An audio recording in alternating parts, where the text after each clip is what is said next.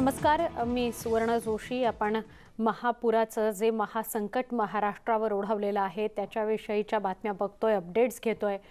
सुरुवात करूया कोल्हापुरातून. कोल्हापूर शहरासह जिल्ह्यातील पूर परिस्थिती कमी होत असतानाच आता राधानगरी धरणाचे 2 अधिक म्हणजे एकूण 4 स्वयंचलित दरवाजे पुन्हा उघडण्यात आले. त्यातच धरण क्षेत्रात पुन्हा एकदा मुसळधार पाऊसही सुरू झालेला आहे. त्यामुळे कोल्हापूर जिल्ह्यावर पुन्हा एकदा पुराचं संकट घोंघावत आहे.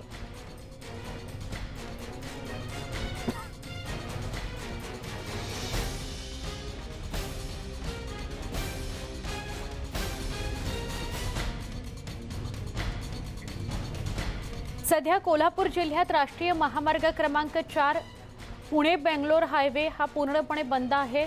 तर कोल्हापूरमधून रत्नागिरी वैभववाडी या ठिकाणी जाणारे रस्ते पूर्णपणे बंद आहेत. गडहिंग्लज चंदगड कोल्हापूर सांगली हे मार्ग पूर्ण बंद आहेत. अनेक गावं अजूनही संपर्कात नाही आहेत. त्यातच उद्या म्हणजे सोमवारी मुख्यमंत्री उद्धव ठाकरे आणि उपमुख्यमंत्री अजित पवार कोल्हापूर जिल्ह्यातल्या पूरग्रस्त भागाची पाहणी करणार आहेत. दुसरीकडे कोल्हापूर शहरात येणारे सगळे रस्ते बंद झाल्यामुळे शहरात मोठी पेट्रोल आणि डिझेल टंचाई उद्भवलेली आहे. सगळे पेट्रोल आणि डिझेलचे पंप सध्या बंद आहेत. दरम्यान पंचगंगा नदीची पाणी पातळी 56 फुटांवरून सध्या 50 फुटांवर स्थिरावलेली आहे. आमचे प्रतिनिधी संदीप राजगोळकर यांच्याकडून अधिक माहिती घेऊया. संदीप, अशी शक्यता व्यक्त होतीये, तसं मुख्यमंत्री सुद्धा बोलताना म्हणाले होते पत्रकार परिषदेत की उद्या मी आणि उपमुख्यमंत्री कदाचित कोल्हापूरचा दौरा करू. त्याच्याविषयीचे काय अपडेट, पेट्रोल डिझेल संदर्भात जी माहिती मिळतेय आणि कोल्हापुरातली पूरस्थिती? एकतर ज्या वेळेला 48 तासांपूर्वी 56 फुटांवर पंचगंगा नदी होती सुवर्णा, त्यावेळेला कोल्हापूरकरांच्या काळजाचा ठोका चुकला होता. पण आत्ताच्या परिस्थितीला हीच पंचगंगा नदी 50 फुटांवर येऊन स्थिरावलेली आहे. ही एक दिलासादायक बातमी संपूर्ण जिल्ह्यासाठी होती. पण दुसरीकडे राधानगरी धरण क्षेत्र किंवा घाट माथ्यावर जो मुसळधार पाऊस दुपारनंतर पुन्हा सुरू झालाय, त्यानुसार सध्या राधानगरी धरणाचे 4 दरवाजे स्वयंचलित दरवाजे आहेत आपल्याला माहिती आहे, ते उघडण्यात आलेले आहेत, म्हणजे उघडले गेले आहेत. आणि त्यातून सुवर्ण आता साधारणतः 7000 क्युसेक इतका पाण्याचा विसर्ग सुरू आहे. राधानगरीमधून जे भोगावती नदीमध्ये पाणी पोहोचतंय तीच नदी पुढे पंचगंगेला येते. ते पाणी कदाचित मध्यरात्री कोल्हापूर शहराच्या हद्दीमध्ये येऊ शकतं. पण कदाचित कोल्हापूरच्या पंचगंगा नदीच्या पाणी पातळीमध्ये पुन्हा एकदा वाढ होऊ शकते. त्यामुळे पुन्हा एकदा हा मोठा धोका निर्माण झालेला आहे असं आपल्याला म्हणता येईल. दुसरी गोष्ट, कोल्हापूरमध्ये येणारे सगळे रस्ते सध्या बंद आहेत. म्हणजे बेळगावकडून येणारा, पुण्या मुंबईकडून येणारा रस्ता, कोकणातून येणारे रस्ते, कुठलाही रस्ता सध्या उपलब्ध नाही. त्यामुळे बरेचशी वाहनं अडकून पडलेली आहेत आणि त्यातच इंधनांचे टँकर जे आहेत ते सुवर्ण अडकून पडले आहेत. आणि त्याचा परिणाम असा झालाय, कोल्हापूर शहरासह जिल्ह्यातले जे पेट्रोल पंप आहेत, डिझेल पंप आहेत, ते पूर्णपणे आता बंद पडलेत. एकतर जिल्हाधिकाऱ्यांनी जरी आदेश काढलेला असला की आपत्कालीन सेवेतल्या लोकांनाच फक्त इंधन द्यावं, तरी देखील अनेक ठिकाणी गर्दी केली होती गेल्या 2 दिवसांमध्ये वाहनधारकांनी. आणि त्यामुळे पूर्णपणे पेट्रोल डिझेलचा जो साठा आहे तो बऱ्यापैकी संपलेला आहे. तिसरी गोष्ट, मुख्यमंत्री उपमुख्यमंत्री कदाचित उद्या कोल्हापूर जिल्ह्याच्या दौऱ्यावर येऊ शकतात. आपल्याला जी सूत्रांकडून माहिती मिळते त्यानुसार सुवर्ण सकाळच्या काळामध्ये म्हणजे सकाळच्या सत्रामध्ये उपमुख्यमंत्री अजित पवार हे कोल्हापूरमध्ये येऊ शकतात आणि दुपारनंतर उद्धव ठाकरे जे राज्याचे मुख्यमंत्री आहेत ती येऊ शकतात. ते आल्यानंतर कुठल्या भागाची पाहणी करणार याबाबत अजून सविस्तर दौरा आलेला नाही. पण इतकी भयानक परिस्थिती झाली आहे कोल्हापूर जिल्ह्याची की साधारणतः म्हणजे 2019चा जो महापूर होता त्यापेक्षाही वाईट परिस्थिती आहे. त्यामुळेच राज्य सरकारला देखील याची दखल घ्यावी लागली आहे. कोल्हापूर जिल्ह्यातलं जिल्हा प्रशासन असेल, इतर मंत्री असतील, लोकप्रतिनिधी असतील, सामाजिक संस्था असतील, त्यांच्याकडून सगळं काम सुरू आहे. तरी देखील राज्याचे उपमुख्यमंत्री आणि उपमुख्यमंत्र्यांना इथे यावं लागणार आहे. काही त्यांच्याकडून उद्या मोठी घोषणा केली जाते का हे बघावं लागणार आहे किंवा ते कुठल्या भागाचा दौरा करतात. कारण काही ठिकाणी सुवर्ण एक एक घरातनं 15 ते 20 फूट पाणी शिरलेलं आहे आणि हे सगळा महापूर हा ओसरायला कदाचित 3 ते 4 दिवस अजूनही लागू शकतात. पण कोल्हापूरकर सध्या चिंतेत आहेत. नक्की संदीप, धन्यवाद माहिती दिल्याबद्दल. कृष्णा नदीला पूर आल्यानं सांगली जिल्ह्यातील लहान मोठे असे 70हून अधिक रस्ते पाण्याखाली गेलेले आहेत. सांगली इस्लामपूर रस्ता बंद आहे. कोल्हापूरला जाणारा रस्ता, 2 महत्त्वाचे रस्ते पाण्याखाली गेलेले आहेत. तर कर्नाटकला जाणारा रस्ता सुद्धा बंद आहे. महत्त्वाचे रस्ते बंद आहेत, त्यामुळे प्रवास कसा करायचा असा प्रश्न आहे. सांगलीमध्ये 70हून अधिक रस्ते पाण्याखाली गेलेले आहेत. आमचे प्रतिनिधी आसिफ मुरसल यांच्याकडून अधिक माहिती घेऊया. आसिफ, जसं आता संदीप राजगोळकर सांगत होते की कोल्हापुरामध्ये येणारे जे महत्त्वाचे 3-4 मार्ग आहेत ते पूर्णपणे बंद झालेले आहेत वेगवेगळ्या कारणांनी. सांगलीमध्ये सुद्धा तीच परिस्थिती बघायला मिळते. अनेक रस्ते पाण्याखाली आहेत अजून सुद्धा. काय सांगशील? सुवरा तसंच आहे की सांगलीची एकूणच परिस्थिती बघितलं तर सांगली इस्लामपूर जाणारा रस्ता सांगलीच्या प्रमुख बाजारपेठेतून जातो, त्यामुळे तिथे पाणी आले तो रस्ता बंद आहे. तसाच कोल्हापूर जाणारा उदगावमध्ये इथं खोलगड भागापासून कृष्णा नदीतून तिथून वाहते, तिथं पण कोल्हापूरला जाणारा रस्ता बंद आहे. त्याचबरोबर कर्नाटकला जाणारा म्हैसाळमध्ये रस्ता आहे, म्हैसाळ काकवाड रोडला, त्या ठिकाणी पण पाणी आल्यामुळे त्यामुळे बंद आहे. पण आता सांगलीला जर का कराड किंवा मुंबई पुण्याला जावं लागत असेल तर सांगलीला विटा मार्गे जाऊन कराडवर येऊन अशा पद्धतीनं पुण्याला किंवा मुंबईला जाता येतं.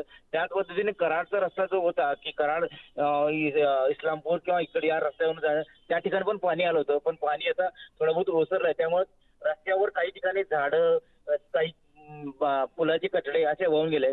त्याचबरोबर सांगायला सुवर्ण की बही बोरगावहून जाणारा रस्ता आहे, कृष्णा नदीवर जो मोठा रस्ता आहे, त्या ठिकाणी मोठे मोठे झाडं ओंडके असे पडून आहेत. त्यामुळे काही कठड्याचा भाग पण पडलेला आहे आणि ते पूर्णपणे रस्ता बंद झालेला आहे आणि त्या ठिकाणी रस्त्यावर येता जाता येत नाही.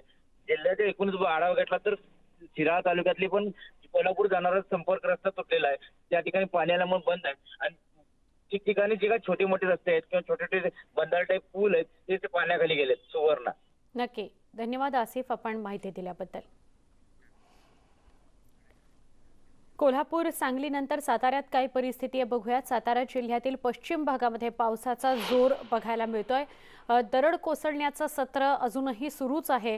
महाबळेश्वर तापोळा हा रस्ता वाहतुकीकरता बंद झालेला आहे. ही दृश्य वाईची आहेत. वाईला सुद्धा वाईचं जे गणपती मंदिर आहे ते पाण्याखाली गेलेलं आहे. प्रशासनाकडून JCBच्या मदतीनं दरड जिथे जिथे पडली आहे तिथे दरड हटवण्याचं काम सुरू आहे. महाबळेश्वर तापोळा हा रस्ता वाहतुकीकरता बंद करण्यात आलेला आहे. सांगलीची ही ड्रोनच्या माध्यमातून घेतलेली दृश्य आहेत. सातारा, सांगली, कोल्हापूर या सगळ्या ठिकाणी पुरामुळे जनजीवन पूर्णपणे विस्कळीत झालेले आहे. वाहतूक विस्कळीत झालेली आहे. सांगलीची आत्ता बातमी आपण बघत होतो, साताऱ्याची बातमी आता बघतोय. साताऱ्यामध्ये अनेक ठिकाणी दरड कोसळलेली आहे. आमचे प्रतिनिधी साताऱ्याचे किरण मोहिते यांच्याकडून जाणून घेऊया. किरण, साताऱ्यातली काय परिस्थिती आहे?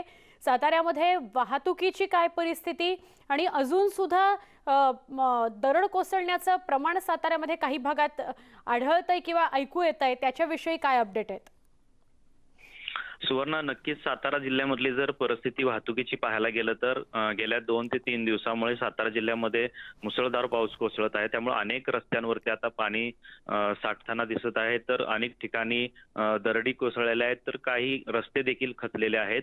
मात्र राष्ट्रीय महामार्ग आहे, या मार्गावरती कासेगाव या ठिकाणी काही दिवसापूर्वी पाणी साठलं होतं, त्यामुळे कोल्हापूरला जाणारी जी वाहतूक आहे ती पूर्णपणे बंद झाली होती. मात्र आता पाणी ओसरलेलं आहे, त्यामुळे राष्ट्रीय महामार्गावरून जाणारे जी की कोल्हापूरहून सांगली सीमेलगत जाणारे जे गाव आहेत तिथपर्यंत आता मार्ग जो आहे तो खुला झालेला आहे. मात्र महाबळेश्वरमध्ये वाईट परिस्थिती आहे. त्या ठिकाणी दरडी कोसळण्याचं जे सत्र आहे ते चालू आहे. त्या महाबळेश्वरवरून तापोळ्याला जाणारा जो रोड आहे त्या ठिकाणी 3 ठिकाणी दरडी कोसळलेल्या आहेत. चिखले असेल, मारोळे असेल किंवा कापशी असेल, या ठिकाणी दरड जे आहे ते वारंवार कोसळत आहेत. त्या ठिकाणी दरड काढण्याचं काम जे आहे ते सुरू आहे. त्यासोबतच पाटण मध्ये भूस्खलन मोठ्या प्रमाणात झालेलं आहे आणि त्या ठिकाणी NDRFला पोहोचण्यासाठी देखील उशीर लागत होता. यामध्ये दरड कोसळणं हे एक कारण होतं. त्यामध्ये वाघापूर मार्गे जाणारा जो पाटण रस्ता आहे तोही देखील खचल्यामुळं वाहतुकीसाठी आता सध्या तरी तो बंद आहे. त्यासोबतच कास बामनोली रस्ता आहे तो दरड पडल्याने त्या ठिकाणी देखील रस्ता वाहतूक जी आहे ते आता बंद आहे. पाटणवरून चिपळूणला जाणारी जी जो रस्ता आहे त्या ठिकाणी दरड काही ठिकाणी कोसळलेल्या आहेत आणि त्यामुळे त्या ठिकाणचा रस्ता जो आहे तोही बंद आहे. पाटण तालुक्यातील पाली, खंडोबाची पाली देवस्थान आहे त्या ठिकाणचा जो रस्ता आहे तो पूर्णपणे खचलेला आहे, भगदाड पडलेला आहे त्या ठिकाणी. त्यामुळे त्या ठिकाणचा रस्ता आहे आणि अनेक जिल्ह्यामधली अनेक अशी गावं आहेत की संपर्कहीन झालेली आहेत. अनेक गावं जी आहेत ह्या पुराच्या पाण्यामुळे किंवा दरड कोसळल्यामुळे संपर्कहीन झालेले चित्र आता सातारामध्ये पाहायला मिळते. सुवर्ण. किरण, धन्यवाद माहिती दिल्याबद्दल.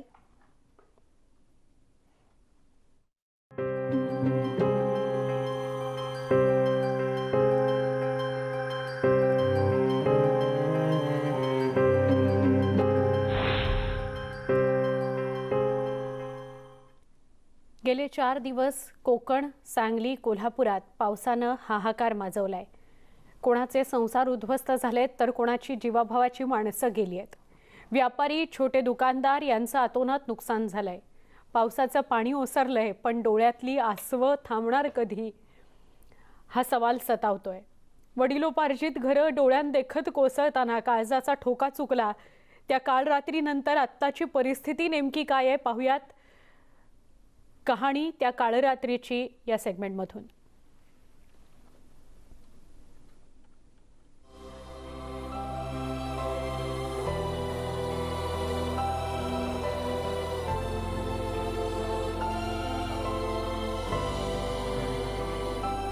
रायगड जिल्ह्यातील महाड खरवली गावातील अनेक कुटुंब नुकत्याच झालेल्या अतिमुसळधार पावसानं उद्ध्वस्त झाली आहेत. याच गावातील राजेश कुटेकर या कुटुंबाची वाताहत झालेली आहे. आयुष्यभर कष्ट करून उभा केलेला संसार एका रात्रीत डोळ्यादेखत उद्ध्वस्त झाला. त्या कुटुंबियांच्या व्यथा जाणून घेण्याचा प्रयत्न केला आमचे प्रतिनिधी शिवाजी गोरे यांनी. महाड येथील राजेश कुटेकर या कुटुंबियाची व्यथा आपण जाणून घेऊया. नेमक्या त्यांच्या काय व्यथा होत्या, कशा पद्धतीने त्यांनी जीव वाचवलाय. काका मला सांगा, त्या दिवशी पाणी किती होतं, तुम्ही तुमचा जीव कसा वाचवला? हा मी सांगतो, आमच्या इथे 5 फूट पाणी आणि पाणी डायरेक्ट आलेलं आहे त्या घरी. त्याच्यामधून मग आम्ही माझ्या 2 एक मुलगी एक पत्नी तिला काढून वरती गच्चीवर सोडली आणि मी बघितलं तर इकडे पुष्कळ पाणी होतं 5 फूट. मग आमच्या आजूबाजूची लहान मुलं त्यांना पण मी गच्चीवर येऊन सोडून दिली सगळ्यांना. आणि मग आमच्या घरातलं सगळं वाहून गेलेलं आहे. एक TV गेली, फ्रीज गेला, तिथून तुम्हाला सांगतो 3 गुण आमच्या तांदळाचे गेले. एवढे आमची फार लई नुकसानी झाली. मावशी, तुमचा संसार पूर्ण उद्ध्वस्त झाला आहे. तुम्हाला पुन्हा एकदा संसार उभा करायला कष्ट लागणार आहेत. काय सांगाल तुम्ही? आता काय सांगणार, काहीच घरी नाही राहिलं. आम्हाला दुसरी देते तो आम्ही जेवतोय. पाणी पण नाही आम्हाला, पाणी पण नाही, काहीच नाही. पाणी पण पियाला नाही, काहीच घरी राहिलं नाही. सगळं गेलंय वाहून. तर कसं कोण लक्ष टाकायला पण मागत नाही, काय नाही. आम्ही आपली 2-3 दिवस साफ करतोय. सगळं हाय, सगळी परिस्थिती ती बघा तुम्ही.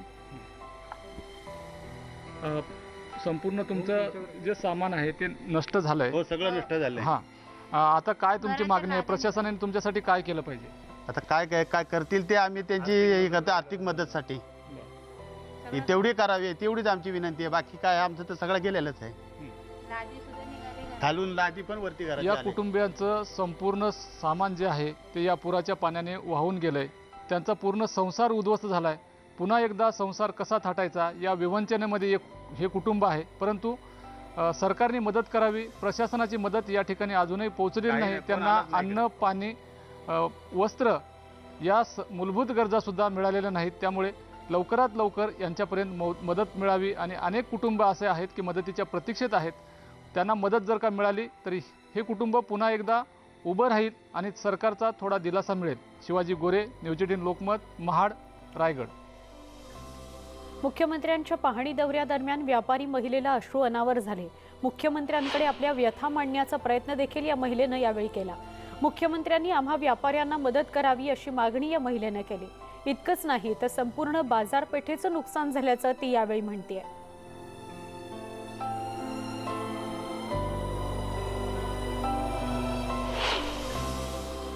ठीक आहे, त्यांनी जेव्हा पाणी सोडलं तेव्हा आधी कल्पना द्यायला पाहिजे होती. ह्याच्या आधी त्यांनी सांगितलेलं आम्ही पाणी सोडणार, आम्ही सगळ्या व्यापाऱ्यांनी उचललेलं होतं. जर त्यांनी कल्पना दिली तर आम्ही हेही उचललेलं असतं. आज आमच्या डोक्याच्या वर पाणी गेलं, आम्ही मागे राहतो.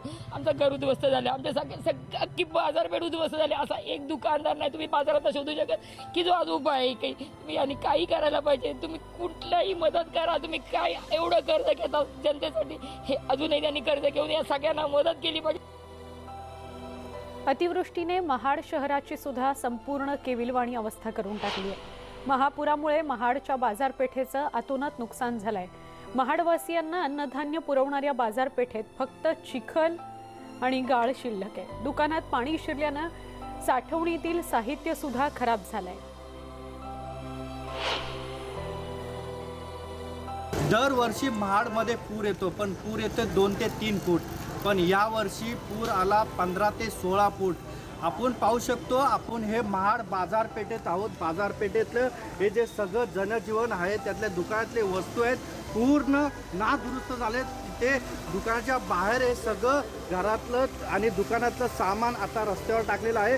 पूर्ण दुकानांचे सगळं दुरवस्था झालेलं आहे, नुकसान खूप झालेलं आहे. व्यापाऱ्यांचं म्हटलं तर या महाडकरांच्या व्यापाऱ्यांचं खूप दरवर्षी नुकसान होतं. दरवर्षी म्हणजे यावर्षी 15 ते 20 फूट यावर्षी पूर होतं महाडमध्ये. आपल्यासोबत व्यापारी आहेत, त्यांना विचारूया काय परिस्थिती होती महाड या व्यापाऱ्यांमध्ये आणि किती नुकसान झालेलं आहे. नुकसान बरंच झालेलं आहे आणि दरवर्षीपेक्षा म्हणजे पाणी येण्याची आम्हाला सवय झालेली आहे, पण त्यापेक्षा 8 ते 5 फूट पाणी वाढलं, त्यामुळे आम्हाला काहीच करता नाही आलं. आणि गेले माझं वय वर्ष 63 आहे, 63 वर्षाचा एवढा मोठा पूर असतो. आमची भगवंतच विक्री आहे, म्हणजे मालक होता शासनाने भरभरून आणि आपल्यासोबत दुसरे व्यापारी आहेत. काय नुकसान झालेलं आहे? नुकसान 100% झालेलं आहे. 100% आम्हाला नुकसान भरपाई द्यावी आणि विदाऊट पंचनामे करता म्हणजे न करता कुठले सरसकट द्यावी, पंचनामे न करता मदत द्यावी हीच विनंती शासनाला. तुमचं कुठलं दुकान होतं, काय नुकसान झालं? गिफ्ट आर्टिकलचं दुकान आहे. मी वरतीच राहतो. माझं पूर्ण दुकान बोलून माझ्या घरी पाणी येणं खूप राहिली होती. घरी आलं तर सर्व आमचा जीव पण त्यात गेला. कधीच एवढी पाण्याची लेवल नव्हती. मला मदत करून उभारी द्यावी ही अपेक्षा आहे आमची. खरंच हे महाडचे व्यापारी खूप व्याकुळ आहेत. खूप नुकसान या व्यापाऱ्यांचं झालेलं आहे. करोडांच्या वरती ह्या व्यापाऱ्यांचं नुकसान झालेलं आहे. सरकारकडून यांचं नुकसान भरपाई मिळावं म्हणून आणि लवकरात लवकर पंचनामा व्हावा म्हणून ह्या व्यापाऱ्यांचा मागणी आहे. मोहन जाधव, न्यूज 18 लोकमत, रायगड. बातमी सांगलीमधून आहे. सांगलीमधल्या पुराची दाहकता समोर येऊ लागलेली आहे. शहरात तर नुकसान झालंच आहे, पण ग्रामीण भागातही हजारो शेतकऱ्यांचं पुरामुळे प्रचंड नुकसान झालं आहे. शहाबुद्दीन मुल्ला यांचा कुक्कुटपालनाचा व्यवसाय आहे. पूर्ण वाढ झालेले तब्बल 16,000 पक्षी पुरात बुडून मेलेत, त्यामुळे त्यांचं मोठं नुकसान झालं आहे. सुरुवातीला पाणी कमी आलं, त्यामुळे त्यांनी जवळपास 1,000 पक्षी उंचवट्यावर नेऊन वाचवण्याचा प्रयत्न केला.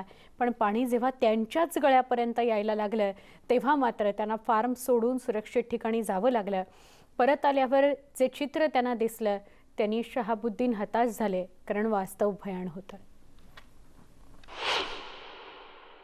पूर ओसरल्यानंतर पुराची दाहकता समोर यायला लागली. आम्ही वाळवा तालुक्यातल्या कामेरी या गावामध्ये आहोत. इथले शेतकरी आहेत, पोल्ट्री फार्म जे आहेत त्याचा त्यांचा व्यवसाय होता. काल आलेल्या पुराच्या पाण्यानं त्यांचा पूर्ण व्यवसाय जो आहे तो उद्ध्वस्त झाला. इथे साधारण 8 ते 9 शेडमध्ये 16,000 पक्षी जे आहेत त्यांचे ते त्यांनी सांभाळलेले होते आणि त्याच दिवशी म्हणजे 2 दिवसापूर्वी ते पक्षी जे आहेत ते व्यापाऱ्याकडून घेऊन जाणं अपेक्षित होतं. सगळ्या गोष्टी ठरलेल्या होत्या, मात्र पुराचं पाणी वाढल्यामुळं गाड्या येऊ शकल्या नाहीत आणि संध्याकाळच्या सुमारास इथं पाणी भरायला लागलं. त्यांचे जवळपास 16,000 पक्षी जे आहेत ते मृत्युमुखी पडले. असे छोटे चिक्स जे आणलेले होते, कोंबडीची छोटी पिल्लं जी आहेत जी वाढवायसाठी आणलेली होती तीही मोठ्या प्रमाणावरती मृत्युमुखी पडली आणि लाखो रुपयांचं नुकसान त्यांचं झालं आहे. आपल्यासोबत हे शेतकरी आहेत. तुमचं नाव? माझं नाव शहाबुद्दीन हसन मुल्ला, गाव कामेरी. बरं, तुमचे किती शेड आहेत, किती पक्षी होते? कालच्या पुरामुळे नेमकं काय काय झालं सविस्तर आमचं सांगा. 8 शेड आहे ती, तर त्यातलं एक शेड एमटीच होता. बाकीचे शेडमध्ये पक्षी होते ते जाणारे होते. तर त्या दिवशी थोडं लिफ्टिंग होतं, दुसऱ्या दिवशी थोडे जाणार होते. पण त्या दिवशी संध्याकाळी, शुक्रवारी संध्याकाळी जे पाणी आले तिथं वरती एक बंधारा आहे, तो बंधारा फुटल्यामुळे पाणी अचानक आलं. आम्ही इथेच होतो, तरी बी एक अर्ध्या तासाच्या आत ते पाणी आल्यामुळे आम्हाला काहीच करू शकता आलं नाही. त्याला इकडे तिकडे जाऊ शकता सुद्धा आलं नाही आम्हाला बाहेर पडण्याची एवढी म्हणजे भीती होती की आम्ही त्यात वाचतोय का नाही ती. तरी बी आम्ही जीव वाचून बाहेर पडलो आणि आमचे 16,000 पक्षी ती मृत्युमुखी पडले सगळे. 2005 नंतर 2019ला, 2019 नंतर 2021ला हीच परिस्थिती आहे. प्रत्येकाच्या लेखी या पुराची दाहकता जी आहे ती वेगळी आहे. शेतात रोज राबणाऱ्या शेतकऱ्यासाठी ती वेगळी आहे, कारण इथं पलीकडे असलेला ऊस जो आहे त्या ऊसामध्ये कमरे इतकं पाणी होतं, जमीन खरवडून गेलेली आहे.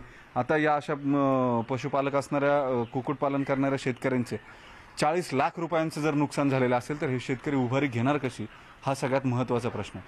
Video journalist Sachin Anchate sir, वैभव सोनवणे, न्यूज 18 लोकमत, सांगली. जी परिस्थिती दिसते ती भयान आहे. यातनं सावरायला नक्कीच खूप वेळ लागणार आहे आणि त्याकरता सगळा महाराष्ट्र त्यांच्या मदतीला उभा राहील अशी आपण अपेक्षा करूया.